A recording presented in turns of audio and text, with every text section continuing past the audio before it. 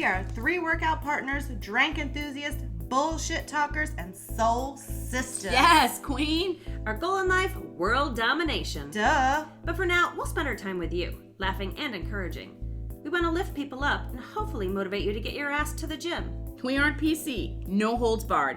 We also aren't professionals. We talk about everything, everyone, and shit, sometimes nothing at all. This is our real life. Can you keep up?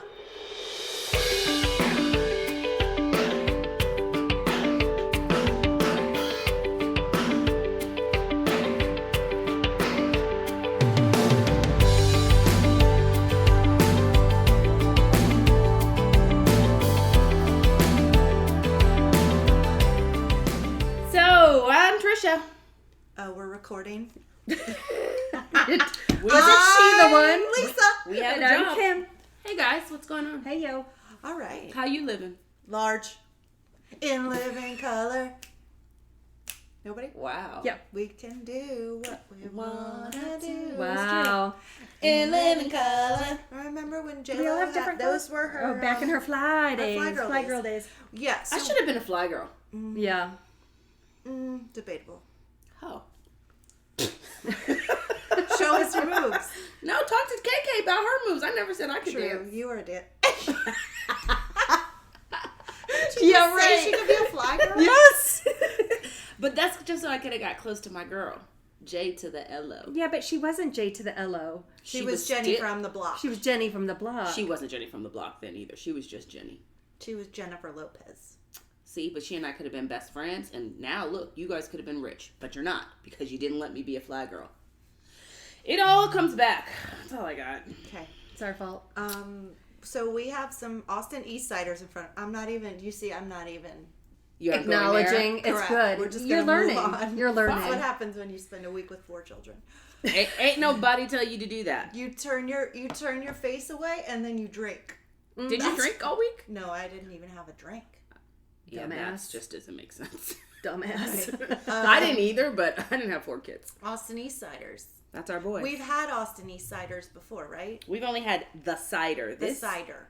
brings us back home. Seltzer. This is the hard seltzer. I've been looking all over the world. Literally, the world. So we have 3. We have black cherry peach. and apple. Yep. And we're going to open one before we have our interview coming up, right? Yeah. Which one are we going to try first? I don't care. Well, that's rude. You pick.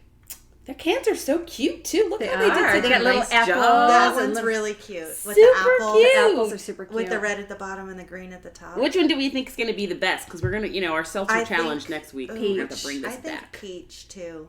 Okay, we're not doing peach We've first never then. had an apple No. anything. Let's We've do never had a apple. black cherry either, have we? We had a black cherry lime because I just listened to last week's episode. Oh, and Vizzy? it was the Vizzy. The Okay, Vizzy was cool, black cool. cherry. Yeah. All right, All right, let's let's do do But apple. I bet apple is good because they're cider people. As it should be. Yes. I thought the apple was You're my right. favorite. I've had it for a week, but I haven't had one, so this is fresh. This was fresh, and this was very good of you to wait. Well, the things I do for you guys, I mean, I'm so sorry. it's like I should have a badge. Okay. What are you talking about? All right, for reals, I can't with you two. Thanks. Okay. Nice color. Should we? It looks like Should we cheers? sidey. Cheers, because this is a serious episode we got happening today, so we're gonna need this. It stinks. I think it's good. It tastes good. It tastes like apple cider. It does. It has that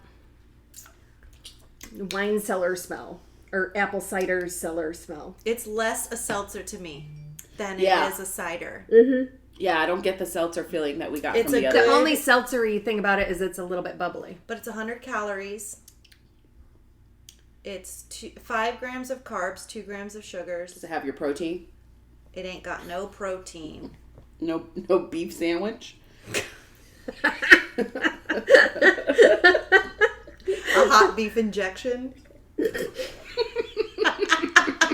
An HBI. Oh my god. That's disgusting. Not the drink. No you. artificial sweeteners, gluten free. Well, And go Texan? they're from Texas. Oh, Austin, duh. Wow. Sorry, Eastsiders. The girl ain't got no sense. She just got back from Oh, 4 kids. 4 kids. 4 kids. Nobody should ever do that, for the record. Why didn't you? I mean, like, duh. It wasn't bad. It's like you have to watch 4 kids' things. Do you have a mask? Do you have a mask? Do you have a mask? Do you have a mask? Why don't you just say, do you bitches have a mask? Eventually, and this is going to kill her. Eventually, I took a Ziploc bag, and every time we came back, I said, put your mask in the bag. Did you spray it with a little Lysol? Nope. So they just re-put on the dirty coronavirus Well, the mask. 4 of them were like all together all the time anyway, so... They were in stores, and one of them got the Rona, but... No, but all 4 children can identify the smell of marijuana. Without me telling them, they all know what marijuana smells like. And it's not because we were smoking marijuana. It's because at one point when we were out, they were like, I think that's weed. Oh. Weed. It is weed, too. It's not... Well, it was weed to the boys. To my cousin, who's a very mature 12-year-old, it was marijuana. That means her parents must say that. Remy knows weed. She's a weed head, too. Okay. All right, girls. We have to get ready for this interview. We've got a really interesting, riveting... It's another serious one for us, folks. We're talking about the protests. And we're going to chat with 2 gentlemen that actually attended some of the protests. So we're going to... welcome them to the show in a second. And which protest did they attend? We're going to find out. I can't give you all the nits and grits. The grits? She was looking at my boobs. She was going to say nits and tits. It's like, what am I going to say? Giving you no nits and tits. You ain't getting no nits. All right. Or tits. That's all I got. But yeah, we have to talk about this. This is it's an ongoing thing. How many weeks of protests has it been? Like 3, hasn't it? I feel like it's more. It was 5. Yes, it has been. Because it was like May 24th or 23rd. Yeah, I think it's been a month of protests. It has been a month. And I think it's going to go on all summer. I'm okay with it. I'm okay with it too, as long as people wear a mask. And if you're looking for a mask, www.deadliftsanddrinks.com/shop/ get your straw hole face mask. Because, I mean, you got to drink. And they're very cute. You got to sip and in style. And it has a stitch down corner, so you don't have to worry about your flapping in the wind. It ain't gonna flap. No, there's no flapping. And there's our commercial for the day. It's our first sponsor. We're our own sponsor. Sponsored by us. Free advertising. We're gonna record a better one for that company. But it sounded good for whoever wants to really sponsor us. I mean, and it was on the cuff. It was just like boom, bada bing. All right, so let's get ready. Ladies and gentlemen, we are so excited to have 2 friends of the show here now. We're going to call them friends of ours now. Tony and Jaron are here. And we wanted to welcome you guys. Thank you so much for coming to join us. We truly appreciate it. Why don't you 2 introduce yourself? Tony? My name's Tony. I'm 27 years old. I'll be 28 in about 25, 26 more days. Me too. Oh, yeah, too. Right. All right. So what are you, Cancer, Leo? Leo. We're both Leos. There we go. Leo's in the building. I am now an activist, and I also am a stage 4 cancer survivor. So I have a lot to speak about. Yes, congratulations. That's awesome. How about you, my friend? Hello. My name is Jaron. I'm 28 years old. I'm an artist / musician. A recovering gunshot victim at the moment, but not a victim because I'm still here to testimony and tell my story. So it's always a blessing in disguise. Currently just sitting off with this Corona thing right now, but I like I'm a people person, so I'm more into the field of just being wherever I can with a lot of people because I like to touch different people's lives, just even if it's a small thing. So that's what I'm all about. Amen. We hear you. Good stuff. Well, we all know what's happening in the world aside from this crazy coronavirus thing. We've got protests happening almost every day, and you 2 gentlemen have been out there, and we thank you for that, and would love to know, like, which protest have you guys been to? We were at the first protest, the initial one that was, like, where did it start? I'm not sure where it actually started, but we ended up, like, downtown on Broadway. They lit the GRTC bus on fire. So it was like the third and fourth day of the actual protesting. So it was May 30th and May 31st. Okay. And what state were you guys in? We're in Richmond, Virginia. Right. Where the last Confederate statue still stands. Mm-hmm. Mm-hmm. Have they taken any of those down yet, or is there just one remaining? Yeah. So there has been people taking them down because, it's been a lot of controversy, but there's a family, well, not even a family, there's a gentleman who's like spending a lot of money to try to keep the statue here. And he's saying that it's like his heritage. So everyone's been protesting for about a month now, 30 days at least strong. And the statue still remains as if, the people are not speaking out and vocalizing their opinion.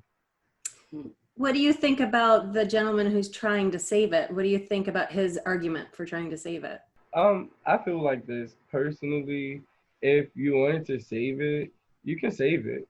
Put it in your own personal safekeeping, but because Robert E. Lee is the statue, he really had we all know the history of Robert E. Lee, so it's like, why? And he's like the biggest statue in our city. He's 6'7". Oh, geez. He's humongous. If you go on Facebook, you can actually see it's become a very big place for all photographers now because it's been completely defaced to the point where it has new art on it. It no longer looks like it's amazing. The aerial views, they project different lightings on there at night to say different things, and it's making news everywhere, like New York. You just made the Times, so it's like this is a big thing, and it's like this one gentleman. I just don't understand why he would spend so much to keep it in this one area, especially after it's been defaced the way it has. When he can just keep it in his personal safekeeping, and he can memorialize it in his yard. Right. Why have it in the middle of the city, in an area where integration and segregation was prominent? That's not a okay thing. It's like a slap in the face almost. It is. It absolutely is. And then there's plenty of white people that you could idolize that are bad, they don't stand for bad things, especially like if we want to put black people up. You don't see us putting gang members up and making statues of them like, oh yeah, we're going to idolize this person. It's different places that you could take that fuel for heritage and put it into better things instead of just you, because he's not really thinking of what pain it has brought African-American people. And if they see a person like that, what would they think to sell their children? How could they explain like, oh, this is a man who beat slaves, but they're like actually got him on a pedestal. He has a statue. But then they'll say, well, why doesn't anybody of my color have a statue? But I mean, they got the Arthur Ashe statue, but it's not enough statues of people of color, period. That's so true. You know, something that Robert E. Lee actually said, his grandson came out a year or two ago, and he said that his grandfather, it must have been his great-great-grandfather, he never wanted a statue of himself. He realized that he was in the wrong towards the end of his life, I believe, is when he realized that. But even if he didn't, aside from that part, what he realized was that I don't need to be memorialized that way, and I don't want any statues of myself. He actually said those words, yet he has a 6-foot-tall statue. He's probably not the only one. Highways named after him, schools named after him. And he said, that's not what I want. For me and what I've done and what I've stood for, I don't need to be memorialized or remembered that way. Wow. Yet somebody's putting more money into saving that man. Well, and you feel like one person isn't enough to actually save a statue. So there has to be the government and other things going on behind the scenes. Definitely. So those are the things that we have to fight, you know. Yeah. And I think it's almost beautiful that we're putting pictures and making artwork on it. I mean, it just shows that we can be bigger than that, and even though that statue is here, we can still come together and overcome with it still there. So I mean, hopefully it comes down, but I love what's happening. Yeah, the creativity behind it. Yeah. I saw it lit up with, I think, Harriet Tubman on it or something. Was that you all statue? Yeah, that's the one. It was beautiful. Yeah. It was actually quite gorgeous. I hate that it would have to be daylight again, because then you'd have to see him again, but yeah. And it's like they tried to close the statue. They tried to stop, people from protesting at the statue at night, one particular period. And to be honest, like to give you a brief overview of what's been going on right here in our city, there was a black police chief that was appointed, and he was like the police intern, and it's okay, for that. Okay, but I feel like they did not do enough in it, put enough into it, put enough thought into it, because the police chief had a history of police brutality on his record. So when everyone started speaking on this, and when everyone started asking about these things, it was, as if he was taking it in a nonchalant manner. And it's like, okay, well, this is why we're protesting. And then the protest actually became a lot more crazy. The protests were very wild in the beginning, I can admit, but since then they have been way more unifying. And that's the part that the news or media, does not broadcast. Like, we've seen people actually in the middle of the protest recording live music videos. Like right here in our city, we've seen them having parties of all races. Like, I mean, everyone knows what twerking music is, and every race coming out there. Like, we've seen Middle Easterns, Indians, like joining hands with black people. Amen. So it's like to see all of this unity inside of the protest, and then to see, the police trying to stop the protest, and then to see people were still going hard. Like, people started abandoning their cars so that the police could not get inside of the protest. And it was just great to see the community come together, because a protest just means we disagree with something. Right. And then when the entire nation has a reason to protest for this, it's like, are you guys not hearing what's going on? Like, it's pretty evident at this point. It almost feels like we have to change the name. Like, the protest, the media and the world has a negative connotation on what protest means. Because what you're saying is like there's a lot of unity and there's a lot of amazing things going on. Absolutely. I've met so many people during the protest. And to be completely honest, when Juneteenth became an actual holiday for us in Virginia, it was beautiful. It was. Some of my friends actually put together a Black-owned business Juneteenth cookout for Father's Day. It was very unifying, because once again, even though we put Black-owned businesses there, we say Black-owned, but there are still mixed cultures within this. You get what I'm saying? Like, there's still so many things. Like, we need a complete community, and that's what we're trying to get the world to understand. Like, it's no more like, who cares what color you are? You know what I'm saying? As long as your blood in your veins are red, I'm gonna treat you the way that you treat me, and that's what it comes down to. That's what it really boils down to. So, I don't agree with how they have tried to stop the protesting right here in Richmond, Virginia. I don't agree that they had appointed this police officer to be the chief, and then what was crazy is he stepped down like a few days later. So they appointed a new black interim chief during the protest, during this month. Yes. They've appointed a new guy, and they did that because they thought that was going to calm the waters. But he was so against the protest as well. So it was like, and with his record of police brutality, it's like, oh yeah, people are going crazy because you guys are not paying attention. At this point, you guys aren't listening. And our mayor here is a black man, LeVar Stoney. He's a black man as well. I've met him on several accounts. So, I have very mixed views of where he stands, because I don't care what color you are. I don't care what color you are. We elect people to govern us.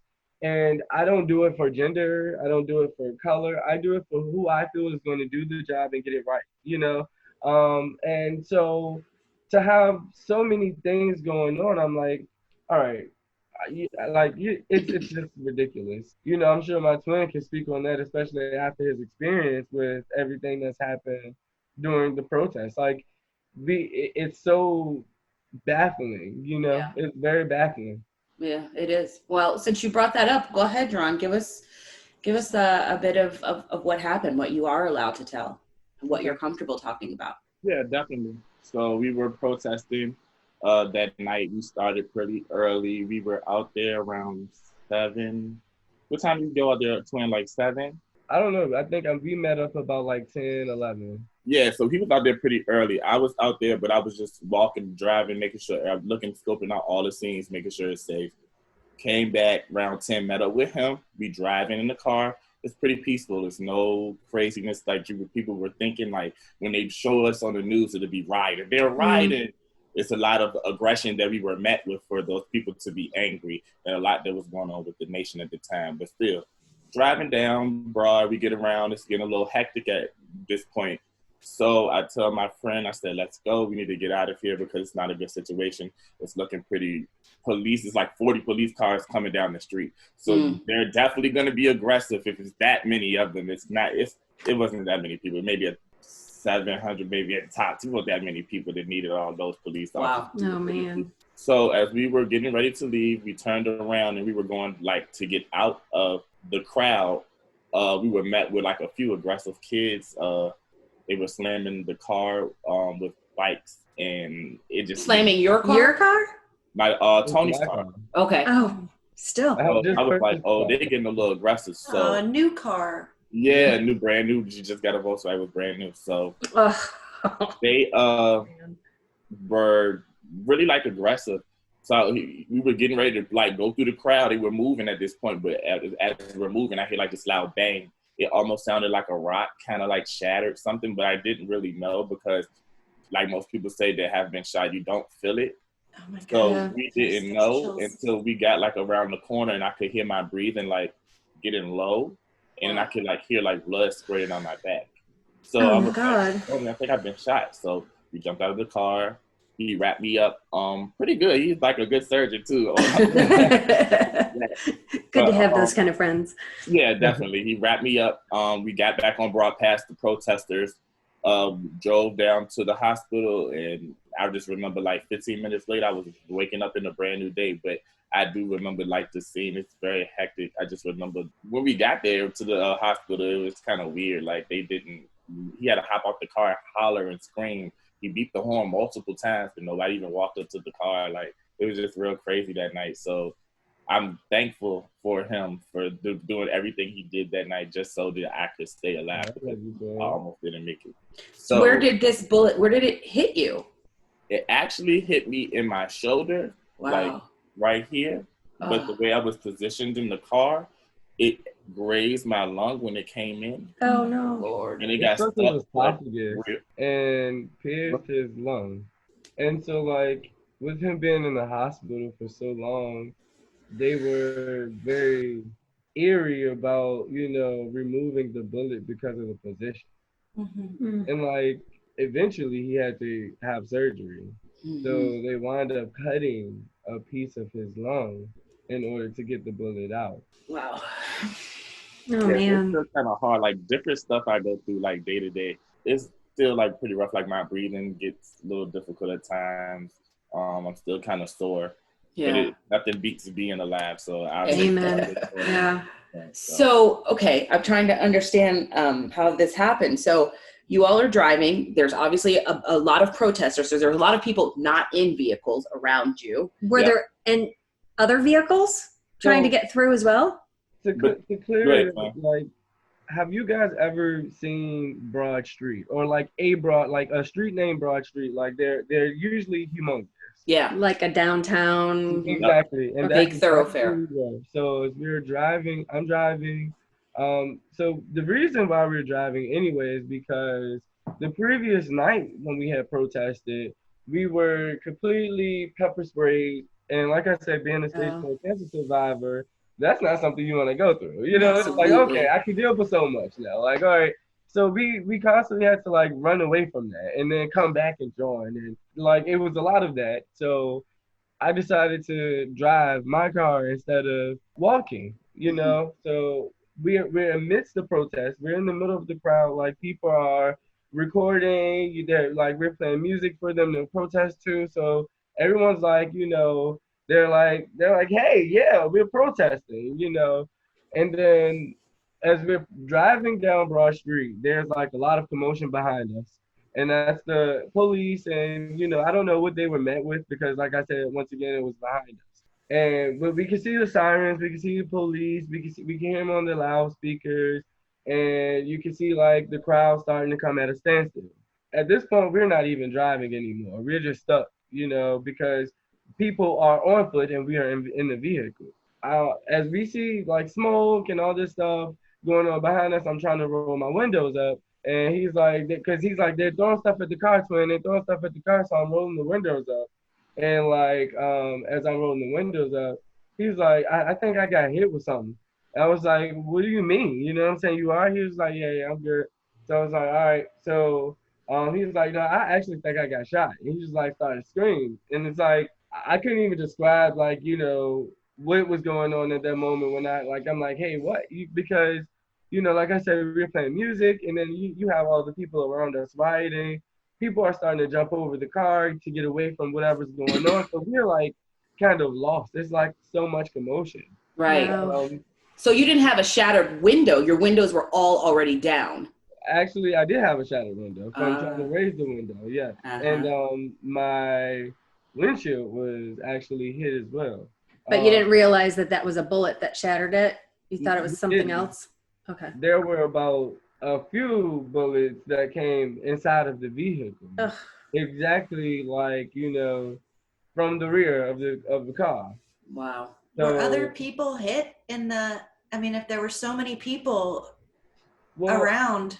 I don't think anyone personally was hit by a bullet. I think that there was other people that had got their car shot at during the protest that night. Mm-hmm. And so, but I don't think there was anyone else that was actually shot hit. Wow. That night. Wow. Whew.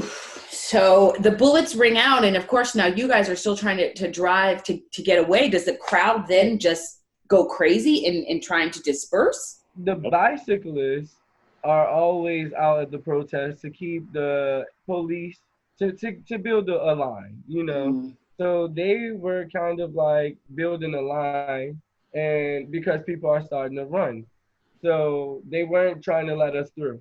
We couldn't get through, so it was kind of scary calling the police. But when I did call the cops, they couldn't infiltrate the crowd.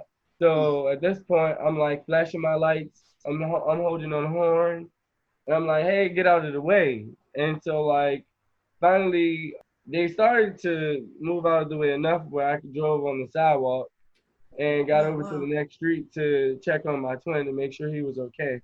So I stopped and I checked on him. And the funniest thing about this, because it's nothing funny about the situation, but to find the unity in our situation, as his outfit was completely brand new. Like he had been waiting on his outfit for like, so, when he got shot, he was like really bleeding. And so I was like, when I stopped, I ran out and I looked at him, and I could see that, the blood's like squirting out of his back. So I'm like, oh my God, like I'm going into a panic. And so I'm like, take your shirt off. He was like, okay, but don't use my shirt. And I'm like, shut up, give me a shirt. So, forget about the shirt. Tony, did anyone help you when you're out putting pressure on a bullet wound? I think there were people trying to run up like see what was going on, but no one actually like helped us. Like, and I was kind of frantic to even allow anyone get close enough to us at that moment because we didn't have any idea where this came from. Like we weren't in a aggravating situation. Like I said before, we were with people. There's footage of the protest, and you can hear the people around us chanting. You can hear the music, but because they were so far away, you can only see like certain things, and you don't actually catch the shooting on video or from the video that I've seen. Yeah. So the next thing after that, he's just like, screaming, and it's just like horrific. I don't know, what to do. So I just I just bought a Jetta Sport. So I put the car in sport, I started flashing and honking my horn. Yeah. And I hit like maybe 100 down Broad Street to get him to the hospital. Wow. And I'm kind of glad, like, I had got a sport, because if I would have had any other car, I'm not gonna say we wouldn't have made it, but we got there pretty fast. So when we got to the emergency room, like, he's inside of the car still, and I'm like, sit here, and I'm like blowing the horn through the entire thing. No one's like responding. There's like an ambulance there already. I don't know if he was like cleaning the ambulance or whatever, but the paramedic, kind of seeing that there was kind of a dire situation, and there was no one. So I had to kind of run in. And I guess also because it's amidst coronavirus, Right. they could have been a little sticky, but even still, like, I don't think I would have been that sticky, when. I mean, like, that's their job, coronavirus or not. Horns around you, they're protesting and all this stuff. Like, what's going on? You got patience to protect at that point. Yeah, that's what their job is. No excuse. No excuse. And then like they start to question me, like, what's going on. I'm telling them what's happening. And I know I was like very frantic because, like I said, this is my best friend, for a while. We've known each other since 6th grade. We graduated high school 10 years ago last month, or this in June. So it's like I know, and we live in the same apartment. Like, I can run in his cam if you want to. It's like we literally, like, I would have never. He's your brother. Yeah. Exactly. You Like, get it. Yeah. Absolutely. I could have, and they were just like not giving him any type of attention. I'm like, listen, I'm telling you, he's got shot. I'll give you the story, but take him upstairs. You know? So, You take him. I'll tell you what's going on. Right. But like, I wasn't on the side of the car where he was, and because like they wanted to kind of rope the car off. So at that point, like, I'll let Jaron tell you what happened from what he can remember, because I was like on the opposite side speaking with the security guard. So after I remember him jumping out of the car, they took me. I remember they were like, "Are you okay?"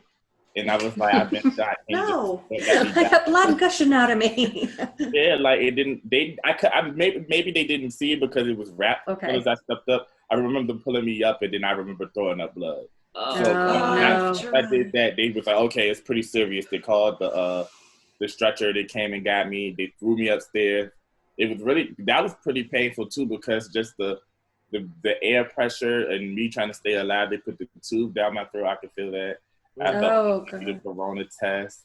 I felt when they gave me the catheter. I felt all of that. So just was still pretty painful. And then I had to deal with the gunshot. And then my mind is just rushing, trying to think if I'm going to be alive. Like, that was just a crazy experience. So then waking up that next morning, I was just woken up to the detective in the room. It just was weird because he didn't seem detective-y. It just was like he just came in there to ask 2-3 questions and was gone. Like, he was really like didn't even really care. No.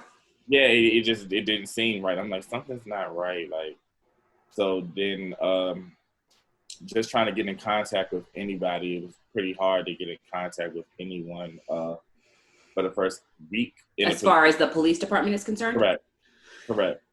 So they had impounded my twins' car that night. Took it. We couldn't get none of my clothes, any of my belongings, keys, anything. My mom called. I don't know if she's got into the head's chief or somebody she got in contact with, told us that the detective on the case was switched the second day. So the day after he seen me, he was totally off the case.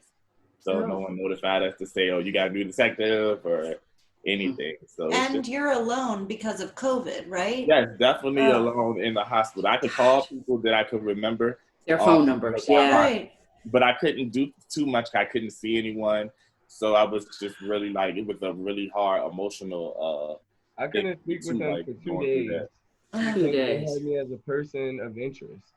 Oh, gosh. You know, that's funny because when you were telling the story and you said that they kept you on one side of the car, that's when it already triggered in my head that this is now evidence and they're treating you as if you all are criminals. They actually impounded my car. Yeah, I mean, I know they would have to, but I also had to, but they didn't. The detective met us at the hospital. they didn't really do too much looking around. And it was kind of like brisk. I Of actually course. knew the tow truck driver, which was kind of like, he was concerned as well, like what's going on, because we're pretty stand-up kids. Like, we go to work, we live, like we work and pay bills. Like we have a little, I have a fur baby, so that's his uncle. He's around here somewhere doing his We're tour. gonna need to see that in the camera. Talk to me, guys, about this, because this, especially for you, Tony, had to be difficult. You had to call his mother. That is the worst phone call anybody ever has to make. Had he passed, of course, that just trumps it. But you had to call his mom to tell her that her worst nightmare had come true. Her son has been shot. And did she know you were at the protest? So when this happened, I wasn't able to get into his phone. Like usually I would have his password, but I just was in a completely different stage where I couldn't remember it. So I couldn't get in contact with I couldn't get in contact with anyone because I didn't have access in his phone.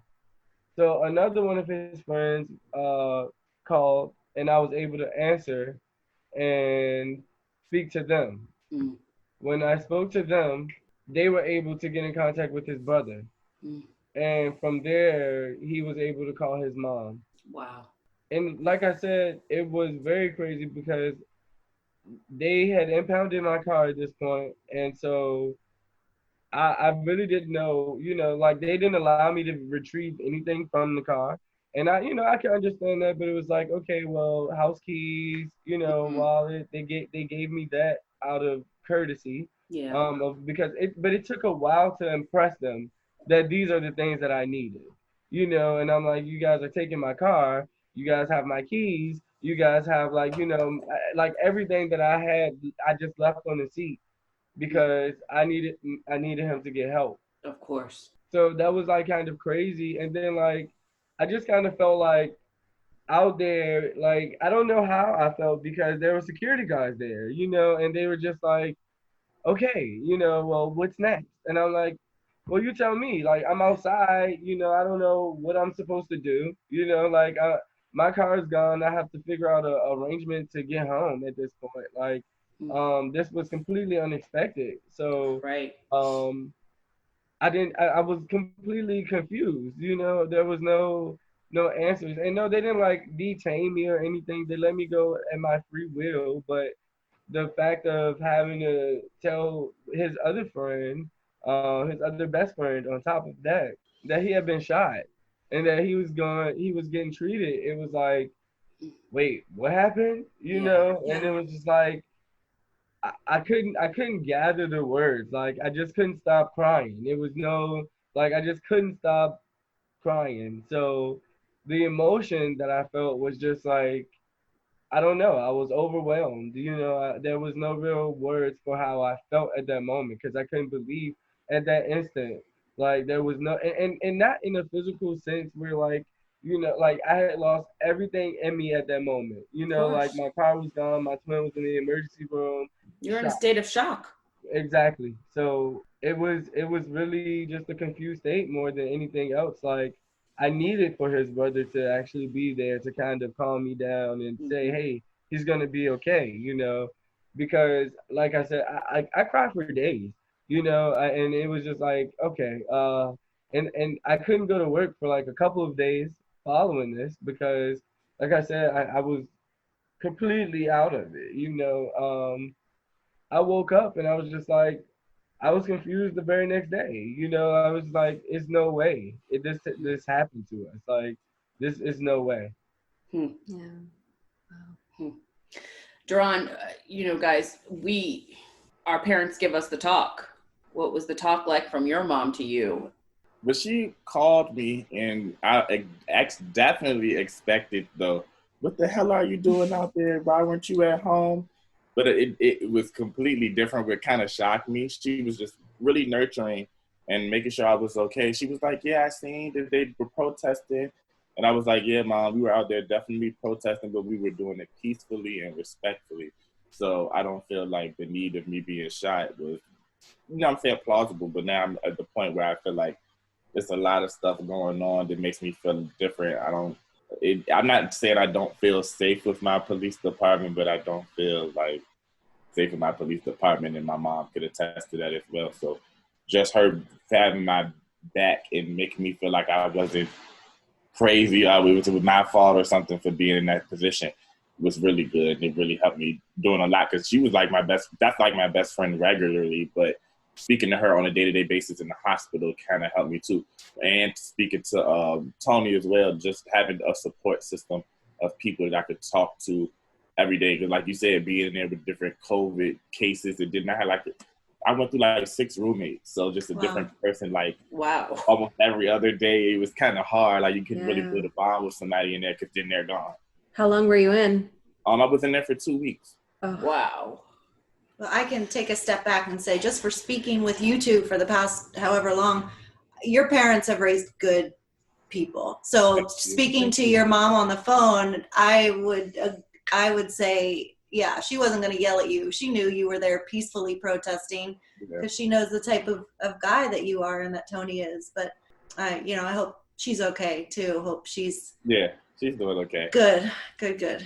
Yeah. We stay in contact very, very often throughout the 2-week period, and the initial shock when I first had to go through, when I did speak with her, she was very nurturing, and I can attest to that myself. Like she definitely, she called me at times, versus me having to call her as well. She called me to make sure that I was okay.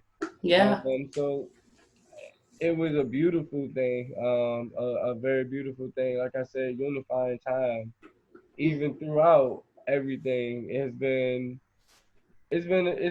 a great change, and it's sad that it took this, but to be completely honest, it's not something that I would take back, because like I said, that's because it happened to Jaron, fool. No, Tony's but I he's a survivor. Yeah, Jaron said the same thing. He wouldn't take it back.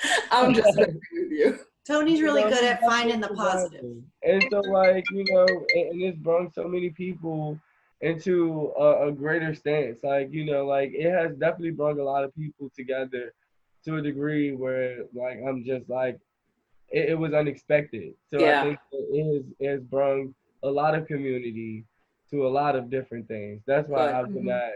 That's why I wouldn't take it back. Are you gentlemen at some point thinking about maybe speaking with a counselor, just because you may have some PTSD that could come from this?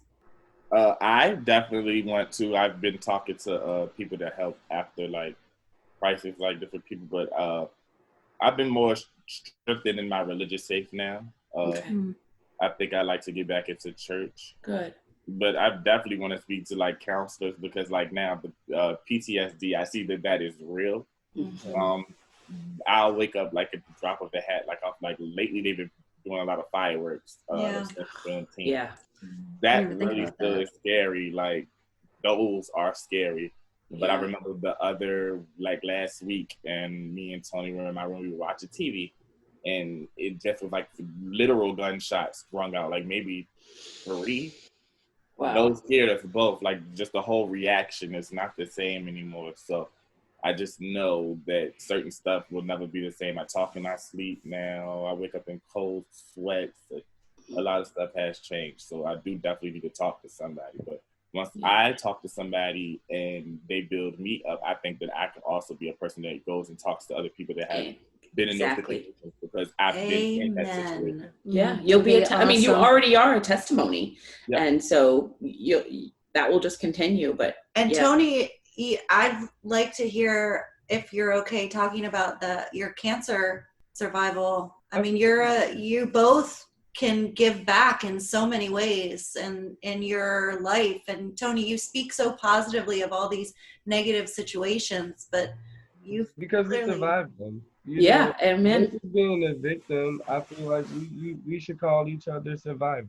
You are. Because when you look back at these things, you just imagine even though the shooting is so recent, like I can't, I try not to stay on that, for too long because, like I said, I can't explain certain images because it's just like, oh my gosh, you know what I'm saying? This is really happening. Like, but we're survivors. And so, like, the same way, like as of now, I have like been going out speaking, leading protests, and so that people can understand the right way to do things.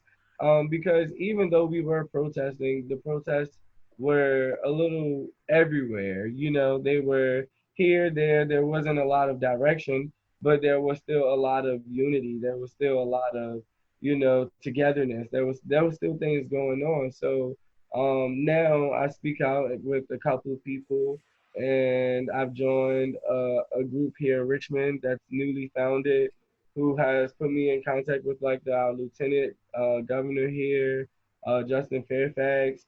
He came out and spoke. I spoke with a daughter of a victim of Charleston 9. Wow.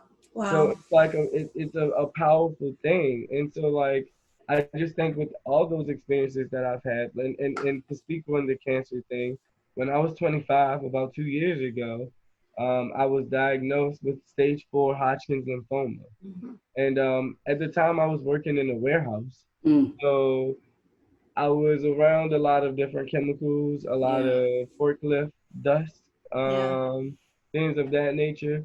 But when I'm usually a pretty healthy man, so I can go and lift things, and I'm very physical.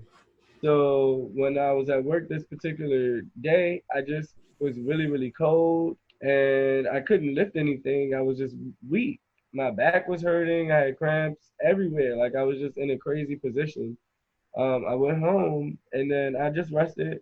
I woke up the next day and nothing changed. I went to the emergency room and I found out that I had Hodgkin's lymphoma in the 4th stage. So usually it's a pretty beatable cancer. Like it's an 86% survival rate if it's caught early. But I was caught, like I said, at stage 4. So when I was diagnosed with it, I did do about 2 rounds of chemotherapy to the degree where my hair had started falling out. When this happened, I was, completely taken aback, and I just found a different approach to beating cancer. So I went holistic. I stopped chemotherapy. I went vegan, and then I went back to the emergency room, and last January celebrates my year of being cancer free. Amazing. Yay. That's awesome. Wow. You two should form a nonprofit speaking about surviving. Because you two, I could listen to you two all day. And you two could change the world. So yeah, definitely one step at a time, one voice at a time, one person at a time. Long as people see, like, and I say, we have to think about everybody at the end of the day has a heart. You don't want to really think of one person as evil. Maybe that's the way they were raised, taught, whatever. We all still are human at the end of the day. And as long as we can see that in people, I think the world would be a better place. We just got to start with us, and then we can start with our youth, because that's our future. That's the future. Amen. That's where it starts. Now tell us about your music. Okay, so what I do right now, I used to be in a rap group. The rap group kind of fell through, so lately me and Tony will rap just for fun of it, like literally. But now, like, I have a story to tell, so I'm definitely gonna start trying to push my music more, and I'm gonna definitely get him in the studio too with me so that we can start pushing his stuff, because he loves to rap. Like, it used to be a passion. I'm more into the arts. I like all types of art, like graphic design is something that I do. I like art, just museum type stuff, anything that's like arty, I'm into. Love it. Well, you do have a story to tell now, so get out a pen and paper. Maybe it's not rap. Maybe it's a poem. Maybe it's a book. Yeah. Yep. All of this art, as long as you express yourself and you be your true identity, it's all good. It is. And that's therapy too. Yeah. Exactly. All of this. Wow. More than I thought, guys. You guys are, whew. But I do want to know, are you good to go? Are you do you have to have any more surgeries, or are you good? Right now, everything seems pretty good. I've been cleared about all the departments, like the trauma. I just went to the doctor Thursday. They checked out like my broken like scapula. They said it's gonna heal up pretty well. So everything they're saying is pretty good. So as long as I keep going, they said everything is good. I don't have really no worries. Awesome. Good. That's great. Really good. We're Crazy. praying for you. Well, keep praying. Definitely, if the start, like I say, like I take it day by day. Some days are worse, some days are good. I'm just taking it day by day. That's all we can do. Beats being alive, so I'm gonna take it as it comes. So there's an investigation, obviously, pending and happening. Good. We won't go any further. You'll share it with us someday when they figure it out. But you stay on it. It definitely keep us posted on it. Is there anything else that we missed that you guys want to share with our three You know what I listeners? think the question is what does the common man, woman that's not out there protesting, what do we do? How do we help to change things? Get on social media. Get out there to the polls. Go to the council meetings for the people that are like, actually not out. There are so many different things that you can do. Start petitions, sign them. Yes. Donate. There are people that are getting arrested in these protests, Right. And oftentimes, I'm not gonna say that they are always, the most awful. So there are a million things that you can do, and also don't forget to vote. That's important. And vote local too. It's not just about absolutely. It's probably more so about voting local. Yeah, I mean, right? I love to hear how you're so involved with council and state. I just realized that my camera was off. Yeah, well, I know we haven't even been able to see. There you are. We thought you did that on purpose. You just realized. We've been on the phone for 3 days. Tony, you are one of us. Okay, you fit in here. That's something that we would do. First time using Zoom, so All right, let's do this. Start over. Welcome to the party, Tony. Hey. Yeah. We just thought you didn't want us to see you. That's how I do my Zooms. I don't show my face on Zoom. Well, I wonder why. Okay. Which one of y'all just laughed at her? Honestly, I did. Thank you so much, guys. This was wonderful. Do you have their social media? I will message you guys and we'll do this again because we're not finished. And we would definitely share your blog, not your blog. We would share your podcast.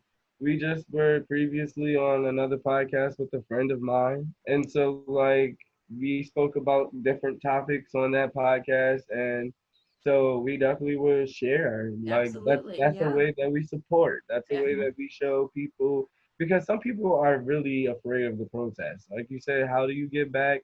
This is how, let your voice be too, it's so many ways. Use every platform that you can so that the people that are not adapt to what's going on can actually, get a feeling at least. We have to.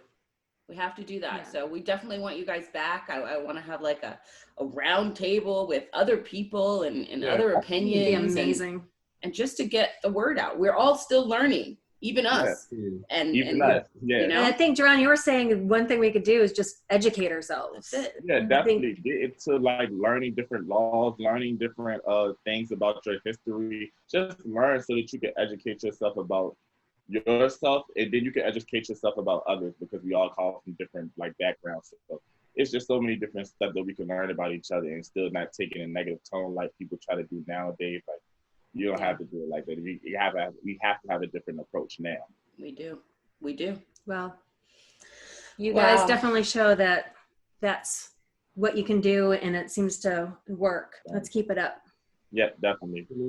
Thank you, boys. I'm going to message you so we can get all your platforms and we'll share everything. We'll share. Mm-hmm. And in a couple weeks or a month or so, we'll do something else. Yeah, definitely. We'll try to get more people involved too. Yes. And when you guys are out there with your messages, we will share that on our platforms and share it between ourselves. We want to get the word out. This is the moment is now.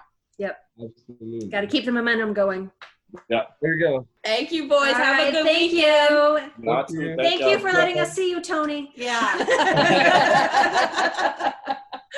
Jaron, take care of yourself. Yeah. Yes. Yep. I will. Thank Both you. of you. Thank Stay you. safe out there. Thank you, guys. Take care. Okay. Love you, boys. Talk to you Bye, later. guys. Bye, guys. Wow, that was amazing. They I were got so great. chills 15 times. 15? 15. I My can't. eyes watered up through the whole thing. It What just, the bullet going through and when he said it pierced his esophagus, I was like, Lung. no, his oh, his lung. lung. Oh, I thought you said esophagus It broke too. his scapula. Oh, scapula. That's Yeah. the word you were looking Oh, for. It's just Lord. these two boys are just trying to change, bring change, and be a part of history, and do what they And think do is it the right way. Yes.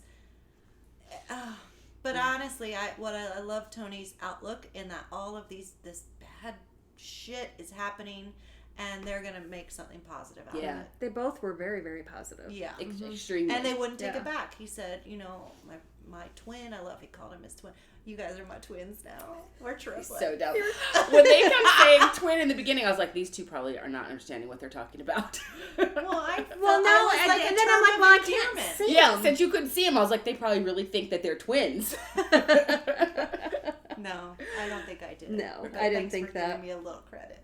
A little bit. A little bit. Just smidge. Yeah, that was good. We definitely have to have them back, and And talk about just a wide range of topics. I mean, Yeah. because for being 28, they were very thoughtful and very educated on what they needed and wanted to say. yeah. And, those are the kind of people that are going to make the change, just like you said. I agree. Yeah, I the love fact it. that he's already met Lieutenant Governor of Virginia, he's meeting his councilman. They're just taking the right steps. Yeah, exactly. They're taking the right steps to love do it. this, and unfortunate situation is going to propel them. They're going to be able to use this frightening time to just do more. It's Yeah. I think it's making them want to do more than they would have done had it not happened. Maybe. Right. You know? These negative things sometimes have to happen, and you have to take these negative things and use them to propel you forward. Well, thank you, Jaron. Thank you, Tony. We really appreciate it. And you haven't seen the last of these two ugly mugs, so good luck with that. Why are you talking about yourself that I'm way? not. You see, I said two. I I'm not know. Donald Trump. I don't talk about myself in She third got person. double vision. Mm-hmm. Double vision. It's your twin. Bitch. Thank you for being a friend. Our friend. I ain't your friend. Goodbye. See y'all next week. I'm not even singing, bitch. We just had the most positive interview. I know, and look the at the most positive negativity. time, and that devil with the red dress on. Goodbye. I held in all my burps through all that. No, one of them came out, one big and one came out. I said I'm sorry. I got it on video. I was like, oh, the realest moment in this bitch. You made me drink this Austin cider, which was We great. made you. Goodbye, people. Thank you for being All a right. friend. Peace. Peace out. Ding, ding, ding. Boom, boom, boom. Happy birthday. Happy birthday, Happy birthday. Mitch.